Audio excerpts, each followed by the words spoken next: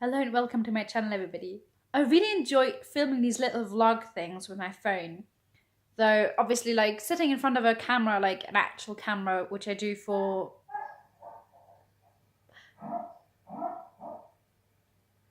That's my dishwasher, no, washing machine.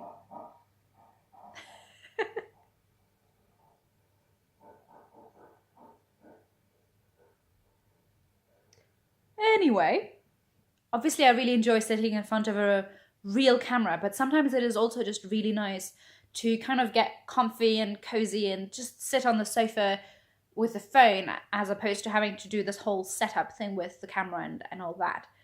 And so I thought today I'd just do a little video about what I'm actually currently reading, because as I mentioned in my 25 bookish facts about me video, I always have several books on the go. And so at the moment, I'm absolutely loving Hank Green's book, An Absolutely Remarkable Thing, which I started, I think, maybe a week ago or so.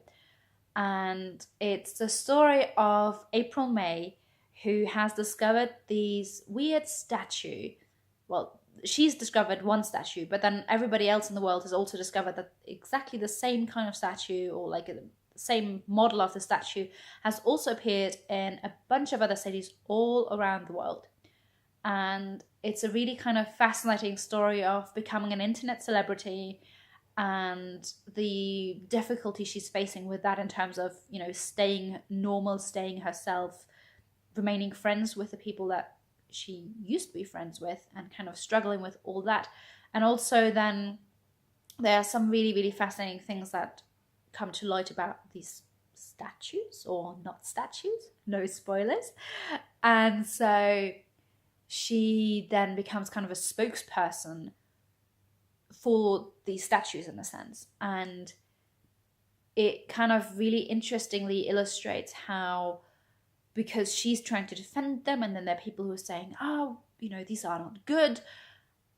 This, you know, how these dividing lines get created, and how easy it becomes to just be defined by being in opposition to something as opposed to by an actual meaningful idea. And there are some really, really fascinating quotes in that book. I'm actually considering doing an entire video just doing a book review of this, of An Absolutely Remarkable Thing, because it is such a fascinating book. Well, I mean, it's this debut novel, but I didn't expect it to be this amazing, but it's absolutely brilliant. I love it. I'm about halfway through that one at the moment, so I'll be continuing to read this over the weekend, and I'm so excited to see what's going to continue in the story.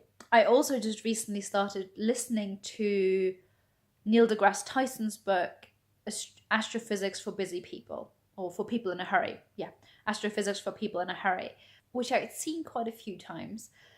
But given that I'm an astrophysicist myself, I always kind of thought, well, it'll probably just be really boring and there's no point reading it, and it'll just remind me that I'm no longer working in astrophysics, which is kind of a sore point because I miss it a lot, and I thought the book was going to make me really sad, and so I just avoided even just considering reading it or looking at it or anything. But then a few days ago, I saw that it was available as an audiobook on my local Overdrive, and I just spontaneously decided to download it and started listening to it. And it was so nice to be reminded. Yes, there are a lot of things in there that I do know, probably most of the things in the book, but nevertheless, it's just so nice to have Neil deGrasse Tyson talk with such enthusiasm about astrophysics. And it's very, very accessible, I would say. Obviously, it's difficult for me to judge that, but I think it is very accessible in the sense that he's kind of telling things as a story. He's telling the historical development of the field. So how, for example, with dark matter, he's telling the story of how Zwicky actually discovered that, and how he was making the observations of galaxies and measuring their light and measuring their gravitational pull and things like that. And so it's really, yeah, it's the story of astrophysics as well as the people that worked in it, as well as obviously the concepts and the theories behind it. But so I'm really, really enjoying this, and no, it hasn't made me sad at all. It's actually made me go, yeah, you know what? I might not be working in astrophysics or astronomy anymore, but that doesn't mean I can't still absolutely adore it and I can't still absolutely love it.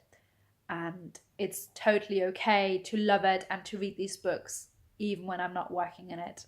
So I'm really, really grateful for having picked this one up. I also started listening to another audiobook recently, actually, which is called Semiosis, which I'd never actually heard anything about, but I'm finding really, really fascinating. And it is another, excuse my dishwasher, washing machine, different things. So it is a story following a few people, I forget, maybe 12 or so, who have left Earth and are now living on a planet called Pax.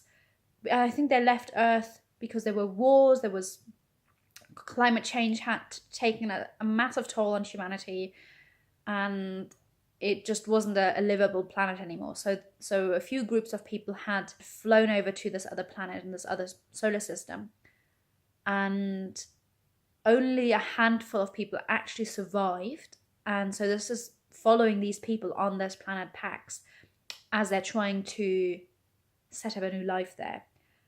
And it's really fascinating because it's kind of not only looking at, obviously, you know, the sci-fi aspect of it, but it's also, for example, one of the main characters is a biologist, and so he's explaining how the different plant systems work there, or they are discussing how the politics works of, you know, creating a new civilization, and how they decided to leave things like money and partisan politics and things like that behind because it wasn't serving humanity. So now they kind of have this opportunity to, well, recreate society in a sense.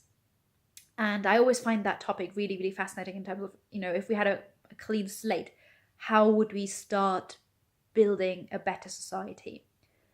And they're facing a lot of difficulties, obviously, you know, like populating a new planet sounds like a pretty difficult task, but they also have something, I think, where some of the plants are actually attacking them, and they have to figure out how to get around that without, you know, getting killed by the plant life of that planet. And it's just really, really fascinating. I'm not very far into it yet. I think maybe 20% or so, and it's a long book. So I think as an audiobook it's something like 13 hours or something, but it's really, really fascinating. It's right up my alley in terms of sci-fi, ethical questions about civilization and what it means to be human.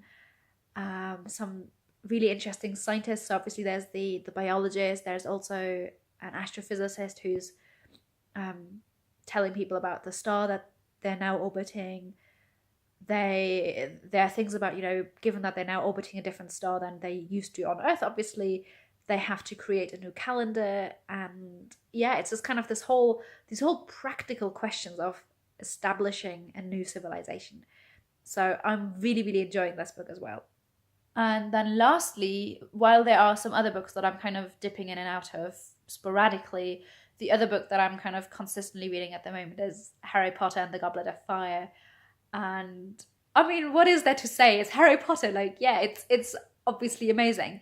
But it's also really, really interesting, as I mentioned before, just rereading Harry Potter as an adult now.